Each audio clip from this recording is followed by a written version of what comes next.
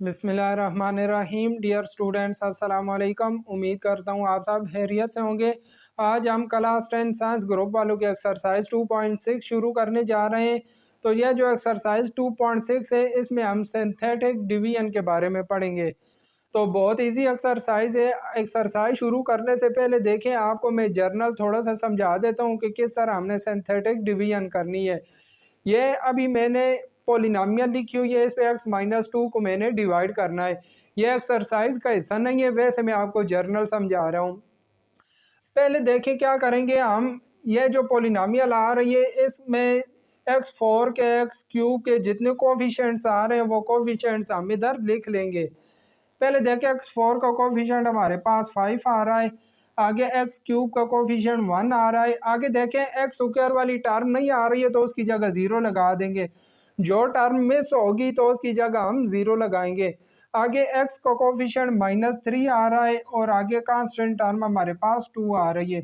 अब x-2 को हमने डिवाइड करना है, तो देखें आप पहले x-2 को 0 रख लें और यहाँ से x की वैल्यू निकाल लें। ये -2 दूसरी साइड पे जाएगा तो हमारे पास x की वैल्यू +2 आ जाएगी। अब +2 को हमने इधर डिवाइड करना है। देखें, ये जो पहला नंबर होता है, यहाँ कोई भी नंबर आ रहा हो, पहला नंबर एज इट इज़ नीचे आ जाएगा। 5 है तो 5 इसी तरह ही नीचे आ जाएगा। अब इन दोनों को मल्टीप्लाई करेंगे। 5 2 ज़ार 10। अब देखें, 10 और 1 11 हो जाएगा। फिर 11 को 2 से मल्टीप्लाई करके आगे लिखेंगे। 2 को 11 से मल्टीप्लाई करेंगे तो 22 आ जाएगा। 22 + 0 करेंगे तो 22 ही आ जाएगा। फिर 2 को इससे मल्टीप्लाई करके आगे लिखेंगे। 2 को 22 से मल्टीप्लाई करेंगे 44 आ जाएगा। प्लस का 44 है और माइनस का 3 है। 44 में से 3 माइनस करेंगे तो ये हमारे पास 41 रह जाएगा। अब 2 को 41 से मल्टीप्लाई करेंगे तो हमारे पास 82 आ जाएगा। अब 82 + 2 ये हमारे पास 84 आ जाएगा। अब देखें, यह जो लास्ट में हमारे पास इधर टर्म आ रही है, इसको हम रिमाइंडर कहते होते हैं। यह रिमाइंडर है और यह जो इधर टर्म्स आ रही है इनको कोशेंट कहते हैं। रिमाइंडर देखिए हमारे पास क्या आ रहा है। रिमाइंडर हमारे पास आ रहा है 84। रिमाइंडर को r से शो करते हैं। रिमाइंडर 84 आ रहा है और कोशेंट हमारे पास क्या आ रहा है। क्वेश्चन हमारे पास आ रहा है। देखें, आखिर में यह कांस्टेंट टर्म होगी, आगे x वाली टर्म होगी, उससे आगे x स्क्वायर वाली और ये वाली x³ वाली टर्म होगी। तो हम लिखेंगे 5x³ आगे +11x², फिर आगे +22x और आखिर में आ जाएगा +41। पहले देखें, x³ वाली टर्म आ गई, आगे x स्क्वायर वाली, आगे x वाली और आखिर में कांस्टेंट टर्म आ गई। तो ये हमारे पास कोशेंट आ गया। यह जो चीज़ होगी कोशेंट होगी और आखिर में जो लास्ट टर्म होगी उसको रिमाइंडर कहेंगे। तो इस तरह हमने सिंथेटिक डिवीजन करनी है, बहुत ईजी है। तो चले आए, अब हम एक्सरसाइज शुरू करते हैं। अब देखें, क्वेश्चन नंबर 1 है। क्वेश्चन नंबर 1 में हमें कहता है use synthetic division to find quotient and remainder. इनमें हमने सिंथेटिक डिवीजन के जरिए कोशेंट और रिमाइंडर फाइंड करने। तो क्वेश्चन नंबर 1 के 3 पार्ट्स हैं हमारे पास। 2 पार्ट्स मैं आपको करवा दूंगा और एक पार्ट की आप खुद प्रैक्टिस करेंगे। लाजमी अपने पास बुक और नोटबुक अपने पास रखें। तो जो क्वेश्चन मैं आपको प्रैक्टिस करने के लिए कहूँ उसकी ज़रूर प्रैक्टिस किया करें। अब देखिए, फर्स्ट पार्ट में करने जा रहा हूँ। तो x+1 दिया हुआ है। x+1 को मैं 0 रख लेता हूँ तो यहाँ से x की वैल्यू हमारे पास -1 आ जाएगी।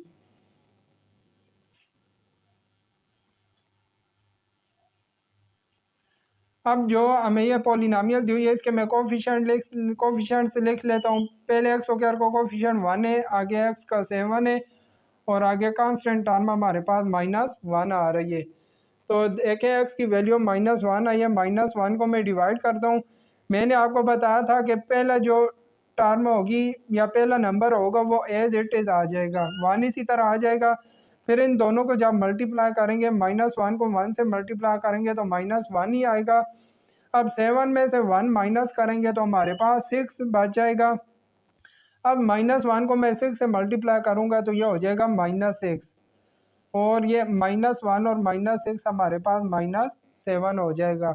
तो देखें रिमाइंडर हमारे पास आ गया -7, रिमाइंडर हमारे पास -7 आ गया है और यह कोशेंट आ गया। कोशेंट में मैंने आपको बताया था कि ये वाली टर्म कांस्टेंट होगी और कांस्टेंट के बाद आगे एक्स वाली टर्म होगी।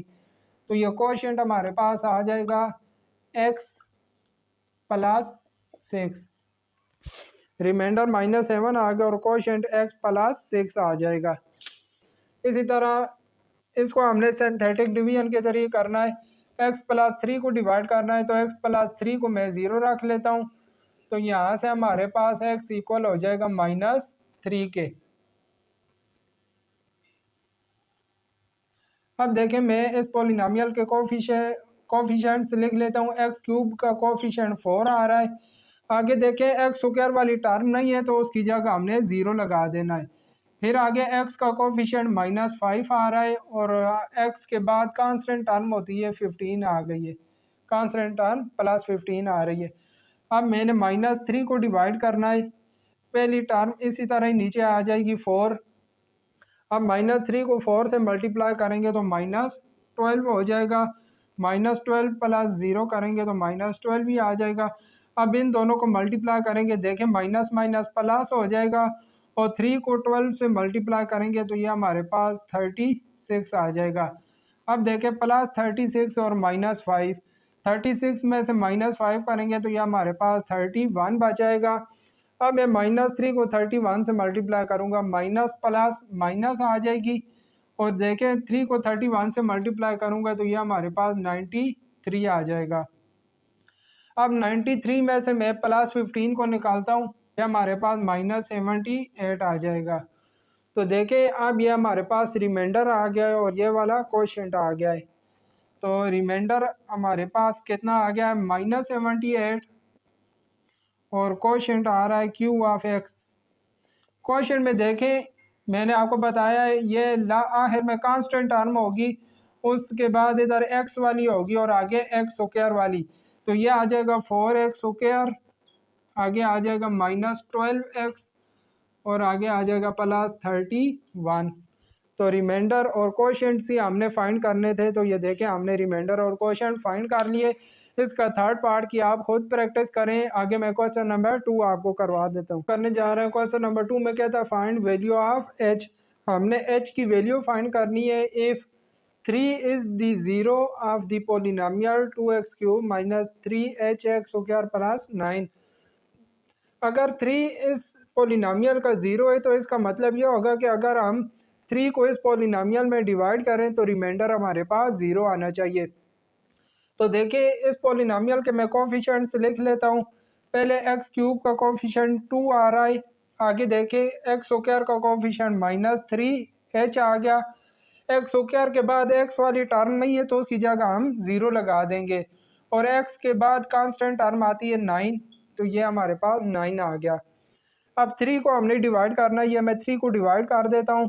पहली टर्म इसी तरह ही आ जाएगी 2, 3 को 2 से मल्टीप्लाई करेंगे 6, इन दोनों टर्म्स को ऐड करेंगे तो ये हमारे पास आ जाएगा 6 - 3h। अब 3 को जब इनसे मल्टीप्लाई करेंगे तो देखें 3 6 18 आ जाएगा, माइनस 3 को 3 से मल्टीप्लाई करेंगे तो 9h हो जाएगा। अब 18 - 9h + 0 करेंगे तो इसी तरह ही आएगा 18 - 9h। अब इसको 3 से मल्टीप्लाई करेंगे, 18 को 3 से मल्टीप्लाई करेंगे तो ये हमारे पास आ जाएगा 54 और जब 3 को 9 से मल्टीप्लाई करेंगे तो ये -27h हो जाएगा। अब देखें 54 और 9 ऐड हो जाएंगे, 54 + 9 हमारे पास हो जाएगा ये 63 हो जाएगा और ये -27h इसी तरह ही आ जाएगा। अब देखें 3 इस पोलिनोमियल का 0 दिया हुआ था तो मतलब इधर एंड पे हमारे पास 0 आना चाहिए था, तो लिहाजा मैं क्या करता हूँ, यह जो हमारे पास रिमाइंडर आया है इसको मैं 0 रख लेता हूँ। तो 63 - 27h इसको मैं 0 रख लेता हूँ। ये -27h है, इसको मैं राइट साइड पे लेके जाऊँगा तो प्लस हो जाएगा, 63 इक्वल हो जाएगा 27h। अब देखें 27h के साथ मल्टीप्लाई हो रहा है, दूसरी साइड पे आके डिवाइड हो जाएगा तो h हमारे पास इक्वल हो जाएगा 63 / 27। अब दोनों को मैं 9 के टेबल से कैंसिल कर देता हूँ। ये देखें 9 3 ज़ार 27 होता है और 9 7 ज़ार 63 होता है। अगर इन दोनों को मैं 9 के टेबल से कैंसिल करूं तो h की वैल्यू हमारे पास 7/3 आ जाती है। h की वैल्यू आ जाएगी 7/3। तो यही हमने h की वैल्यू फाइंड करनी थी।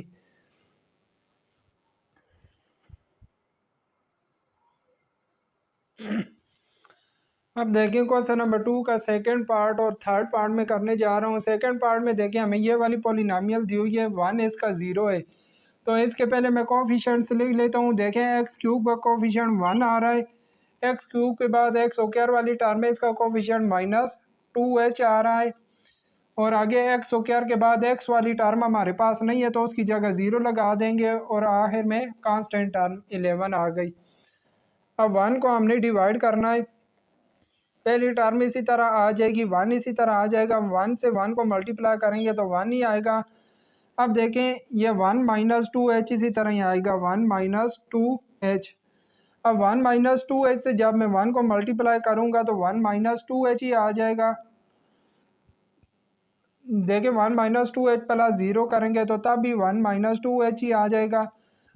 अब फिर 1 को 1 - 2h से मल्टीप्लाई करेंगे तो 1 - 2h ही आ जाएगा।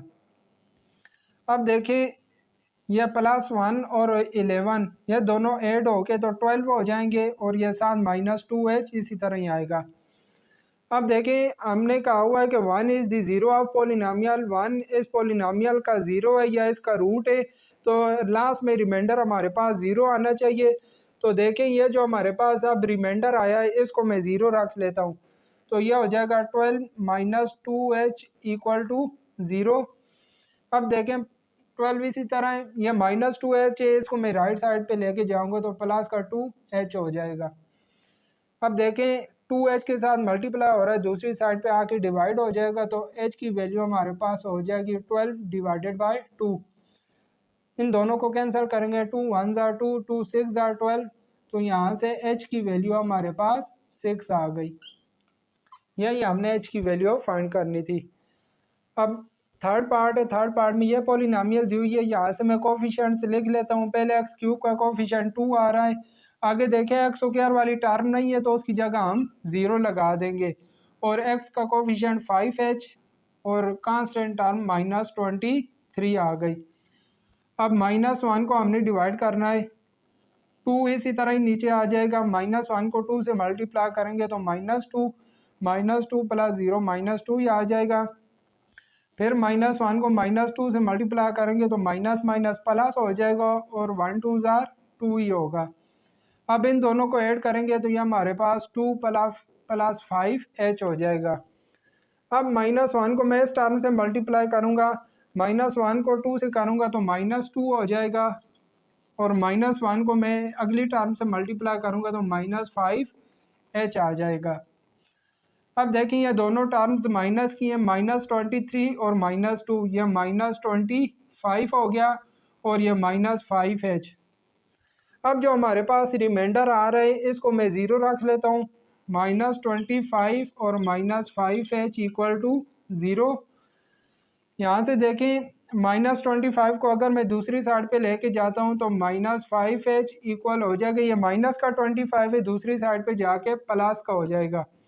अब हमने h फाइंड करना है तो -5 इधर मल्टीप्लाई हो रहा है, दूसरी साइड पे जाके डिवाइड हो जाएगा, तो यह 25 डिवाइडेड बाय -5 हो जाएगा। यह देखें 5 और 25 कैंसिल हो जाएंगे, 5 1 ज़ार 5 और 5 5 ज़ार 25, तो यह हमारे पास -5 रह जाएगा। h की वैल्यू हमारे पास -5 आ जाएगी। तो ये देखें हमने h की वैल्यू फाइंड कर ली। यह क्वेश्चन नंबर 2 के 3 पार्ट्स हमारे कंप्लीट हो गए, तीनों में हमने h की वैल्यू ही फाइंड करनी थी, बहुत इजी था। जो हमारे पास रिमाइंडर बचता था उसको हम 0 रख के h की वैल्यू फाइंड कर लेते थे। क्वेश्चन नंबर 3 में देखें क्या कहता है, use synthetic division to find value of l and m। l और m की हमने वैल्यू फाइंड करनी है सिंथेटिक डिवीजन के जरिए। अब देखिए क्वेश्चन नंबर 3 का जो पार्ट 1 है, पार्ट 1 में कहता है x + 3 and x - 2 are factor of polynomial this. ये हमें पॉलिनॉमियल दी हुई है x+3 और x-2 इसके फैक्टर हैं। अगर x+3 और x-2 इसके फैक्टर हैं तो इसका मतलब ये है कि अगर x+3 को हम डिवाइड करें तो रिमाइंडर 0 आना चाहिए और x-2 को भी हम डिवाइड करेंगे तो रिमाइंडर 0 आना चाहिए। अगर 0 नहीं आएगा तो फिर हमारे पास जो रिमाइंडर आएगा उसको हम 0 रख लेंगे। तो देखें, पहले मैं x+3 को डिवाइड करता हूँ तो x+3 इक्वल टू मैं 0 रख लेता हूँ। यहाँ से x की वैल्यू हमारे पास -3 आ जाएगी। +3 इक्वल को साइड पे जाके -3 हो जाएगा। अब देखें, इस पॉलिनॉमियल के मैं कोफिशिएंट्स लिख लेता हूँ। पहला कोफिशिएंट्स हमारे पास 1 आ रहा है, अगला 4, उससे आगे x का कोफिशिएंट 2l आ रहा है, 2l, और आखिर में कांस्टेंट m आ रहा है। अब -3 को मैं डिवाइड कर देता हूँ। पहली टर्म इसी तरह ही आएगी, 1 इसी तरह ही आ जाएगा। -3 को 1 से मल्टीप्लाई करेंगे तो -3, 4 में से 3 माइनस करेंगे तो 1 आ जाएगा। फिर -3 को 1 से मल्टीप्लाई करेंगे तो -3 आ जाएगा। अब देखें, ये हमारे पास हो जाएगा 2l -3। अब जब -3 को मैं इस टर्म से मल्टीप्लाई करूँगा, देखें माइनस प्लस माइनस हो जाएगा और 3 2 ज़ार 6l, और आगे माइनस माइनस प्लस और 3 3 ज़ार 9 हो जाएगा। तो ये देखिए हमारे पास ये यहाँ आ जाएगा m -6l और +9। अब ये हमारे पास रिमाइंडर आ गया है। यह जो रिमाइंडर आया है इसको मैं 0 पुट कर लूँगा। m -6l और +9 इसको मैं 0 रख लेता हूँ। इसको मैं क्वेश्चन नंबर 1 का नाम दे दिया। अब x-2 को मैं डिवाइड करता हूँ तो देखें x-2 को मैं 0 रख लेता हूँ। यहाँ से हमारे पास x की वैल्यू आ जाएगी +2। अब उसी तरह मैं कोफिशिएंट्स लिख लेता हूँ। पहला कोफिशिएंट आ रहा है 1, आगे आ रहा है 4, फिर आगे 2l आ रहा है और लास्ट में कांस्टेंट हमारे पास m आ रहा है। अब मैं 2 को डिवाइड करता हूँ, 1 इसी तरह आ जाएगा, 2 1 ज़ार 2, 4 + 2 6 हो गया, 2 6 ज़ार 12 हो जाएगा। तो ये हमारे पास 2l + 12 आ गया। 2 को इन दोनों से मल्टीप्लाई करता हूँ तो ये हमारे पास 4l + 24 हो जाएंगे। तो इन दोनों को ऐड करेंगे तो ये आ जाएगा m + 4l और +24। अब यह जो हमारे पास रिमाइंडर आया है इसको भी मैं 0 पुट कर लेता हूँ तो ये हमारे पास हो जाएगा m + 4l + 24 इक्वल टू 0। इसको मैं क्वेश्चन नंबर 2 का नाम दे देता हूँ। ये तो l और m की वैल्यू फाइंड करने के लिए मैं क्वेश्चन नंबर 1 में से क्वेश्चन नंबर 2 को माइनस कर देता हूँ। तो देखिए मैं लिखता हूँ subtracting equation 2 from equation 1। Equation 1 में से मैं इक्वेशन 2 को माइनस कर देता हूँ। तो पहले हम ऊपर इक्वेशन नंबर 1 लिखेंगे, m -6l + 9 इक्वल टू 0, और उसके नीचे इक्वेशन नंबर 2 लिख देंगे m + 4l + 24 इक्वल टू 0। आपको पता है जब हम माइनस करते हैं तो नीचे वाली टर्म की साइन चेंज कर देते हैं। यह माइनस का हो जाएगा, यह भी माइनस का और यह भी माइनस का हो जाएगा। यह देखिए +m और -m दोनों टर्म कैंसिल हो जाएंगी। यह -6 और -4 -10l हो जाएगा। और यह देखिए माइनस का 24 और प्लस का 9, -24 में से +9 निकालेंगे तो यह हमारे पास -15 इक्वल टू 0 रह जाएगा। अब हमने l की वैल्यू निकालनी है। मैं -10l को इधर ही छोड़ता हूँ, -15 को राइट साइड पे लेके जाता हूँ तो +15 हो जाएगा। अब -10l के साथ मल्टीप्लाई हो रहा है, दूसरी साइड पे जाके डिवाइड हो जाएगा तो l इक्वल आ जाएगा 15 डिवाइडेड बाय 10, साथ माइनस भी आएगी। अब इन दोनों को मैं 5 के टेबल से कैंसिल कर देता हूँ। 5 3 ज़ार 15 और 5 2 ज़ार 10। तो यह l की वैल्यू हमारे पास आ जाएगी, l की वैल्यू आ जाएगी -3 डिवाइडेड बाय 2। अब देखें यह जो हमारे पास l की वैल्यू आई है, इस l की वैल्यू को इन दोनों इक्वेशन में से जिस इक्वेशन में मर्जी है पुट कर दें, हमारे पास m की वैल्यू आ जाएगी।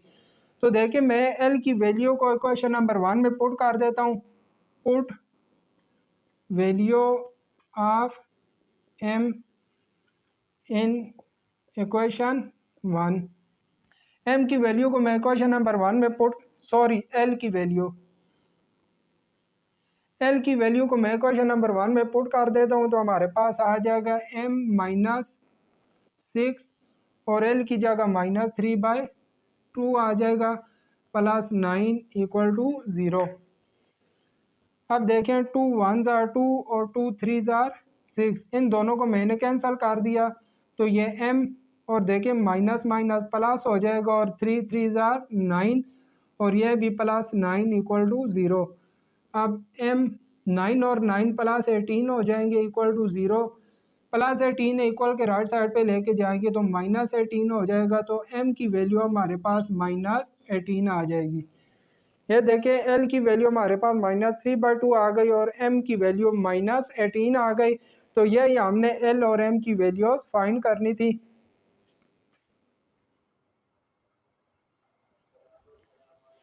अब देखें हम क्वेश्चन नंबर 3 का सेकंड पार्ट करने जा रहे हैं। सेकंड पार्ट भी हमने l और m की वैल्यूज फाइंड करनी है। इसमें हमें x - 1 और x + 1 इस पोलिनोमियल के रूट्स दिए हुए हैं। तो देखें पहले x - 1 को मैं डिवाइड करता हूं, तो x - 1 को मैं 0 रख लेता हूं। यहाँ से x की वैल्यू हमारे पास -1 है, दूसरी साइड पे जाएगा तो +1 आ जाएगा। तो अब 1 को मैं डिवाइड करूँगा, इस पोलिनोमियल के मैं कोफिशिएंट्स लिख लेता हूँ। पहले x³ का कोफिशिएंट 1 आ रहा है, x को स्क्वायर का कोफिशिएंट -3l आ रहा है, आगे +2m और आखिर में कांस्टेंट 6 आ रहा है। 1 इसी तरह ही आ जाएगा, 1 को 1 से मल्टीप्लाई करेंगे तो 1 ही आएगा और इन दोनों को ऐड करेंगे तो 1 - 3l आ जाएगा। अब 1 को इस 1 - 3l से मल्टीप्लाई करेंगे तो 1 - 3l ही आ जाएगा। अब इन दोनों टर्म्स को ऐड करेंगे तो ये हमारे पास आ जाएगा 2m - 3l और आगे +1। अब 1 को इस टर्म से मैं मल्टीप्लाई करूंगा तो यह टर्म एज इट इज़ इधर आ जाएगी, 2m - 3l + 1 आ जाएगा। अब देखें जब इसको इस टर्म में ऐड करेंगे 1 और 6 और 1 ये दोनों ऐड हो जाएंगे, बाकी यह m और l वाली टर्म इसी तरह ही आ जाएगी।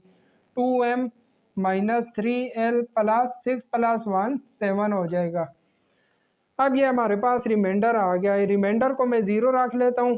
तो देखें 2m - 3l + 7 = 0 आ जाएगा। इसको मैं क्वेश्चन नंबर 1 का नाम दे देता हूँ। अब मैं x + 1 को डिवाइड करता हूँ, x + 1 को डिवाइड करता हूँ तो मैं इसको 0 रख लेता हूँ।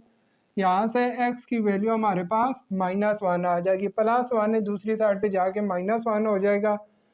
तो -1 को मैं डिवाइड करता हूँ। अब देखें इस पोलिनोमियल के मैं कोफिशिएंट्स लिख लेता हूँ। पहला 1 है, मैंने इस पोलिनोमियल के कोफिशिएंट्स लिख लिए। अब देखें -1 को मैं डिवाइड करता हूँ, 1 इसी तरह ही आ जाएगा। इन दोनों को मल्टीप्लाई करेंगे -1 आ जाएगा। इन दोनों टर्म्स को ऐड करेंगे तो ये -3l और -1 आ जाएगा। जब -1 को इन दोनों से मल्टीप्लाई करेंगे तो ये दोनों प्लस के हो जाएंगे, +3l और +1 हो जाएगा। अब हम इन दोनों टर्म्स को ऐड करेंगे तो 2m + 3l + 1 हो जाएगा।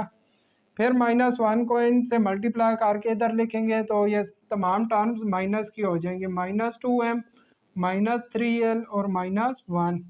अब -2m भी इसी तरह आ जाएगा, ये -3l भी, और 6 में से 1 को माइनस करेंगे तो +5 रह जाएगा। अब यह जो रिमाइंडर हमारे पास आ रहा है इसको मैं 0 रख लेता हूँ, -2m - 3l + 5 = 0। इसको मैं इक्वेशन नंबर 2 का नाम दे देता हूँ। अब मैं क्या करता हूँ, इक्वेशन 1 और इक्वेशन 2 दोनों को मैं ऐड कर देता हूँ। Adding equation number 1 and 2, equation 1 और 2 दोनों को मैं ऐड कर देता हूँ। पहले मैं इक्वेशन नंबर 1 लिख लेता हूँ, 2m - 3l + 7 = 0। और अब इक्वेशन नंबर 2 लिख लेता हूँ, -2m - 3l + 5 = 0। अब देखें इधर हम दोनों इक्वेशंस को ऐड कर रहे हैं, तो जब ऐड करते हैं तो फिर हम साइन चेंज नहीं करते। जब सब्ट्रैक्ट करेंगे तो तब साइन चेंज करेंगे। तो देखें ये +2m और -2m दोनों कैंसिल हो जाएंगे, ये -3 और -3 -6l, और यहाँ 7 + 5 + 12 = 0। अब मैंने l की वैल्यू निकालनी है, 12 को मैं दूसरी साइड पे ले जाता हूँ तो -6l इक्वल हो जाएगा -12 के, या माइनस और माइनस दोनों साइडों से कैंसल, 6l के साथ मल्टीप्लाई हो रहा है, दूसरी साइड पे जाके डिवाइड हो जाएगा तो l इक्वल आ जाएगा 12/6। इन दोनों को मैं कैंसिल करता हूँ, 6 1 जार 6 और 6 2 जार 12, तो l की वैल्यू हमारे पास 2 आ गई है। अब ये जो l की वैल्यू है इसको मैं दोनों इक्वेशन में से किसी भी एक इक्वेशन में पुट कर देता हूँ। तो मैं इक्वेशन नंबर 1 में पुट कर देता हूँ, put value of l in equation 1। Equation number 1 में मैं l की वैल्यू पुट कर देता हूँ, देखे 2m इसी तरह ही आएगा, -3 और l की जगह मैं l की वैल्यू लगा देता हूँ +7 = 0। 2m ये दोनों मल्टीप्लाई होकर -6 + 7 = 0। 7 में से 6 को माइनस करेंगे तो हमारे पास 1 रह जाएगा, सॉरी +1 = 0। अब 1 को मैं दूसरी साइड पे ले जाता हूँ तो 2m इक्वल हो जाएगा -1 के, 2m के साथ मल्टीप्लाई हो रहा है, दूसरी साइड पे डिवाइड हो जाएगा तो m की वैल्यू हमारे पास -1/2 आ जाएगी। तो यही देखिए हमारे पास l और m की वैल्यूज़ फाइंड हो गई हैं। तो क्वेश्चन नंबर 3 के दोनों पार्ट सेम थे, बहुत इजी थे। पहले हम एक फैक्टर को डिवाइड करते हैं, फिर दूसरे फैक्टर को डिवाइड करते हैं, दो इक्वेशन बन गई। दोनों इक्वेशन को सॉल्व करके l और m की वैल्यूज़ निकाल लेते हैं। अब देखिए हम क्वेश्चन नंबर 4 करने जा रहे हैं। क्वेश्चन नंबर 4 में कहता है solve by synthetic division. First part में कहता है 2 is the root of equation. इस इक्वेशन का एक रूट हमें दिया हुआ है 2, बाकी जो इसके रूट्स हैं वो हमने फाइंड करने हैं। इस इक्वेशन को हमने सॉल्व करना है बाय सिंथेटिक डिवीजन। अभी देखें ये हमारे पास क्यूबिक इक्वेशन आ रही है, तो इसके हमारे पास 3 रूट्स आएंगे। एक इसका रूट हमें दिया हुआ है, बाकी जो 2 रूट इसके हैं वो हमने फाइंड करने। पहले देखें मैं इस इक्वेशन के कोफिशिएंट्स लिख लेता हूँ। तो यहाँ एक्स क्यूब का कोफिशिएंट 1 आ रहा है, आगे एक्स स्क्वायर वाली टर्म नहीं है तो उसकी जगह 0 आ जाएगा। आगे एक्स का कोफिशिएंट -28 और कांस्टेंट टर्म हमारे पास 48 आ रही है। अब मैं 2 को डिवाइड करता हूँ, 1 इसी तरह ही आ जाएगा, 2 1 जार 2, 0 2 को ऐड करेंगे तो 2 ही आएगा, फिर 2 2 जार 4 हो जाएगा। -28 में से +4 निकालेंगे तो ये हमारे पास -24 रह जाएगा। अब 2 को -24 से मल्टीप्लाई करेंगे तो ये -48 आ जाएगा। इन दोनों को ऐड करेंगे तो रिमाइंडर हमारे पास 0 आ जाएगा।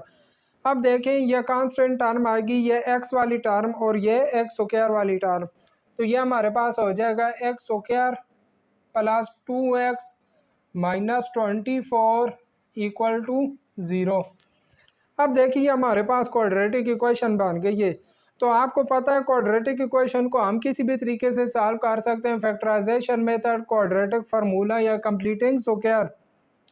तो देखिए मैं इसकी फैक्टराइजेशन कर देता हूँ। यहाँ देखिए -24 को अगर एक्स स्क्वायर से मल्टीप्लाई करें तो ये हमारे पास -24 एक्स स्क्वायर आता है। अब मैंने 2 के ऐसे फैक्टर बनाने हैं जिनको मल्टीप्लाई करें तो -24 आए और उनको ऐड करें तो 2 आए। तो देखिए एक्स स्क्वायर +6x और -4x, यह 6 और -4 ये मैंने 2 फैक्टर ले लिए। अगर देखें इन दोनों को ऐड करें, 6 में से 4 को माइनस करें 2 आता है, और इन दोनों को मल्टीप्लाई करें तो -24 आता है, और -24 = 0 आ जाएगा। अब पहली 2 टर्म में से x में कॉमन ले लेता हूँ, x में कॉमन लूँगा तो हमारे पास x + 6 रह जाएगा। इन दोनों में से मैं -4 कॉमन ले लेता हूँ तो हमारे पास x + 6 रह जाएगा = 0।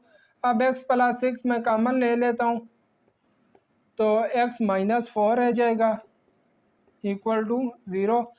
अब दोनों रूट्स को मैं इक्वल टू 0 पुट कर लेता हूँ। x प्लस 6 भी इक्वल टू 0 और x माइनस 4 इक्वल टू 0। यहाँ से देखें x की वैल्यू हमारे पास -6 आ जाएगी और यहाँ से x की वैल्यू हमारे पास 4 आ जाएगी।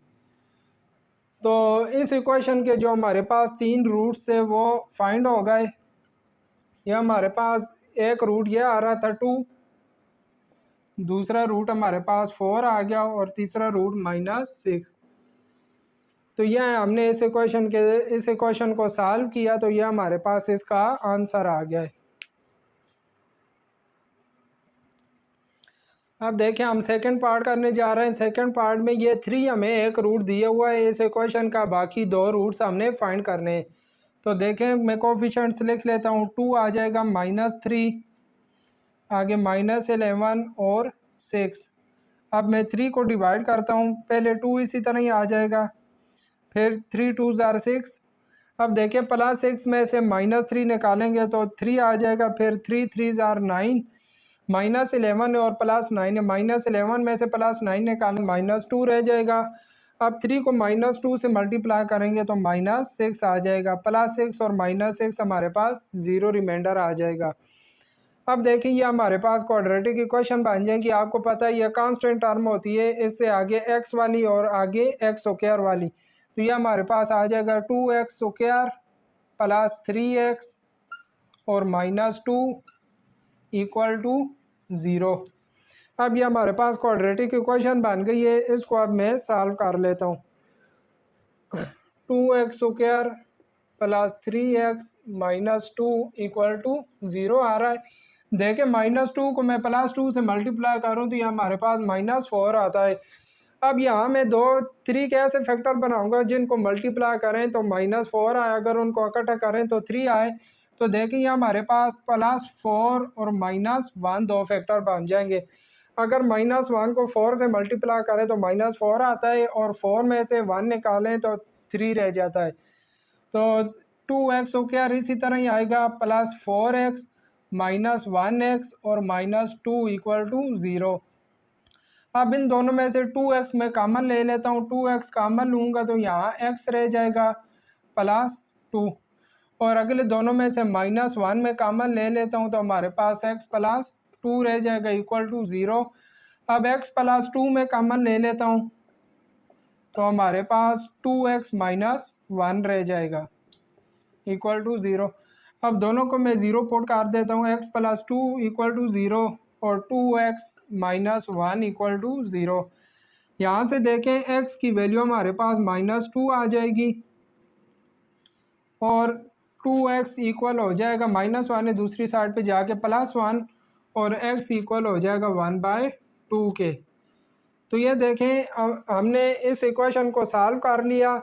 तो इस इक्वेशन के हमारे पास 3 रूट्स आ गए हैं। एक रूट ये आ रहा है, दूसरा ये और तीसरा ये। तो x की 3 वैल्यू हमारे पास आ गई है। एक x की वैल्यू 3 आ रही थी, दूसरी -2 और तीसरी 1/2। तो यही हमारे पास इस इक्वेशन का सॉल्यूशन आ गया है। अब देखिए हम क्वेश्चन नंबर 5 करने जा रहे हैं। क्वेश्चन नंबर जो हमने 4 किया, क्वेश्चन नंबर 4 के 3 पार्ट्स है। 3 में से 2 पार्ट्स मैंने आपको करवा दिए हैं और एक पार्ट की आप खुद प्रैक्टिस करेंगे। अब क्वेश्चन नंबर 5 हम करने जा रहे हैं। क्वेश्चन नंबर 5 में कहता है सॉल्व बाय सिंथेटिक डिवीजन। इसको भी सिंथेटिक डिवीजन से सॉल्व करना है। अब देखिए ये जो क्वेश्चन नंबर 5 है इसमें हमें 2 रूट्स दिए हुए हैं। If 1 and 3 are roots of equation, इस इक्वेशन के हमें 2 रूट्स दे दिए और बाकी हमने इस इक्वेशन को सॉल्व करना है। अभी देखें इस इक्वेशन की जो डिग्री आ रही है वो 4 आ रही है। x की जो हाईएस्ट पावर है वो 4 है। तो जब इस इक्वेशन को हम सॉल्व करेंगे तो इसमें x की 4 वैल्यूज़ आएंगी। 2 वैल्यूज़ हमें दी हुई हैं और बाकी 2 वैल्यूज़ x की 2 वैल्यूज़ हमने फाइंड करनी है। तो देखें पहले मैं क्या करता हूँ, इस इक्वेशन के कोफिशिएंट्स लिख लेता हूँ। पहले x4 का कोफिशिएंट 1 आ रहा है। आगे देखें x क्यूब वाली टर्म नहीं है तो उसकी जगह हम 0 लगा देंगे। फिर आगे x स्क्वायर का कोफिशिएंट -10 आ रहा है। फिर देखें इधर x वाली टर्म नहीं है तो उसकी जगह हम 0 लगा देंगे और आगे कांस्टेंट टर्म 9 आ जाएगी। पहले मैं 1 को डिवाइड करता हूँ, यह देखें 1 इसी तरह ही आ जाएगा। फिर 1 को 1 से मल्टीप्लाई करेंगे 1, इन दोनों को ऐड करेंगे तो 1 ही, फिर 1 को 1 से मल्टीप्लाई करेंगे 1, -10 में से +1 निकालेंगे तो -9। अब 1 को -9 से मल्टीप्लाई करेंगे तो -9, इन दोनों को ऐड करेंगे तो -9 ही आ जाएगा, फिर 1 को -9 से मल्टीप्लाई करेंगे तो -9 ही आ जाएगा, +9 और -9 हमारे पास 0 रिमाइंडर आ जाएगा। अब यह जो हमारे पास कोशेंट आ गया है, इस पे मैं 3 डिवाइड करता हूँ। देखिए ये 1 इसी तरह ही आ जाएगा इधर, फिर 3 1s are 3 हो जाएगा, 3 + 1 4, फिर 3 4s are 12, 12 में से -9 निकालेंगे तो 3 आ जाएगा, फिर 3 3s are 9। तो ये देखें यहाँ भी -9 + 9 हमारे पास 0 रिमाइंडर आ गया। अब ये हमारे पास क्वाड्रेटिक इक्वेशन बन जाएगी। आपको पता है ये कांस्टेंट टर्म होती है, ये x वाली और आगे x स्क्वायर वाली, तो ये हमारे पास जो क्वाड्रेटिक इक्वेशन बनेगी वो आ जाएगी x स्क्वायर आगे +4x और +3 = 0। अब इस क्वाड्रेटिक इक्वेशन को मैं सॉल्व कर लेता हूँ, तो ये हो जाएगा x स्क्वायर +4x +3 = 0। यहाँ से देखें इसकी मैं फैक्टराइजेशन कर लेता हूँ, तो इसके जो दो फैक्टर बनेंगे वो 3x और x बनेंगे, +3 = 0। यहाँ से देखें इसके मैंने ये दो फैक्टर बना लिए, ये 3 इसी तरह = 0 आ गया। अब पहली दो टर्म में से मैं x कॉमन ले लेता हूँ, तो हमारे पास x +3 रह जाएगा, इन दोनों में से मैं 1 कॉमन लेता हूँ तो x +3 आ जाएगा। अब x +3 में कॉमन लेता हूँ तो हमारे पास x +1 आ जाएगा = 0। अब दोनों को मैं =0 रख लेता हूँ, x +3 भी =0 और x +1 को भी =0। यहाँ से देखें x की वैल्यू हमारे पास -3 आ जाएगी और इधर से x की वैल्यू -4। तो हमने इस इक्वेशन को सॉल्व किया तो इसके हमारे पास 4 रूट्स आ गए, 2 रूट्स हमें दिए हुए थे और 2 हमने फाइंड कर लिए। तो लिहाजा इस इक्वेशन का जो हमारे पास सॉल्यूशन आएगा वो 1 3 -3 और -1, ये इस इक्वेशन का हमारे पास सॉल्यूशन आ गया। इसकी डिग्री 4 थी, तो देखें x की 4 वैल्यूज़ फाइंड हो गई हैं।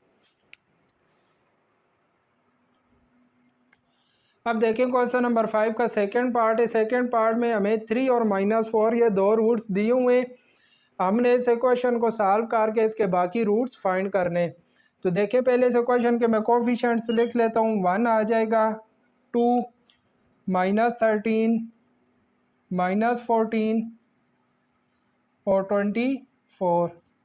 पहले इस पे मैं 3 को डिवाइड करता हूँ, 1 इसी तरह आएगा, 3 1s are 3 हो जाएगा, 3 1s are 3, फिर 3 + 2 5 हो जाएगा, 3 5s are 15, 15 में से 13 को माइनस करेंगे तो 2 आ जाएगा, 3 2s are 6 हो जाएगा, -14 में से +6 निकालेंगे तो -8 रह जाएगा और 3 8s are 24, साथ में साइन माइनस की आ जाएगी, तो यह +24 और -24 हमारे पास 0 रिमाइंडर आ जाएगा।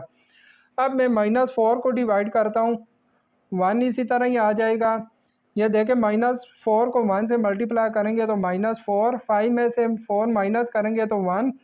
अब -4 को 1 से मल्टीप्लाई करेंगे -4, देखें -4 में से +2 निकालूंगा तो -2 आ जाएगा।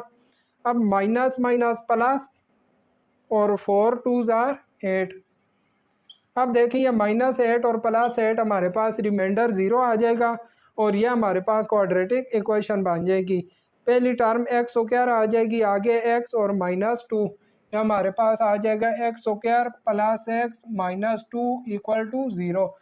अब ये क्वाड्रेटिक इक्वेशन बन गई है, इसकी मैं फैक्टराइजेशन कर लेता हूँ, तो इसके दो फैक्टर बन जाएंगे, x स्क्वायर +2x -x और -2 = 0। पहली दो टर्म में से मैं x कॉमन ले लेता हूँ तो x +2 रह जाएगा, अगली दो में से -1 में कॉमन ले लेता हूँ तो x +2 रह जाएगा = 0। अब x +2 में कॉमन ले लेता हूँ तो हमारे पास x -1 रह जाएगा = 0। दोनों को मैं 0 रख लेता हूँ, x +2 भी = 0 और x -1 = 0। यहाँ से देखें x की वैल्यू हमारे पास -2 आ गई। और यहाँ से x की वैल्यू +1। तो यह हमने इस इक्वेशन को सॉल्व कर लिया। इसके 2 रूट्स हमें दिए हुए थे और बाकी 2 रूट्स हमने फाइंड कर लिए। तो इस इक्वेशन का जो सॉल्यूशन आ जाएगा वो हमारे पास 3 - 4, 3, -4, आगे -2 और +1। ये जो हमें इक्वेशन दी हुई थी ये इसका सॉल्यूशन आ गया। x की पावर 4 थी तो हमारे पास x की 4 वैल्यूज़ फाइंड हो गई हैं। फिर इस एक्सरसाइज का लास्ट क्वेश्चन था। तो आज हमारी एक्सरसाइज 2.6 कंप्लीट हो गई है। उम्मीद करता हूँ कि आपको ये एक्सरसाइज अच्छी तरीके से समझ आ गई होगी और उम्मीद करता हूँ कि आपको सिंथेटिक डिवीजन अच्छी तरीके से समझ आ गई होगी। अब कोई भी क्वेश्चन हो सिंथेटिक डिवीजन का, मैं उम्मीद करता हूँ कि आप इजीली उसको सॉल्व कर लेंगे। और इस एक्सरसाइज की आप प्रैक्टिस ज़रूर करना ताकि आपको अच्छी तरीके से तैयार हो जाए और आपको कोई परेशानी ना हो। तो इंशाल्लाह नेक्स्ट वीडियो में मिलते हैं, तब तक के लिए अल्लाह हाफिज़।